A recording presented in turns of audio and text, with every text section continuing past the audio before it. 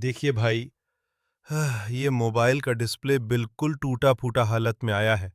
Screen में दरारें हैं, टच बिल्कुल काम नहीं कर रहा, पूरा डिस्प्ले डैमेज हो चुका है। ऐसी कंडीशन में कोई भी मोबाइल चल नहीं सकता।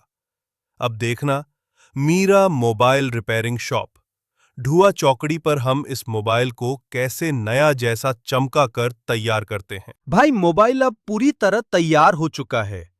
इसमें हमने नया डिस्प्ले लगाया, टच बिल्कुल स्मूथ कर दिया और फोन को एकदम नए जैसा बना दिया।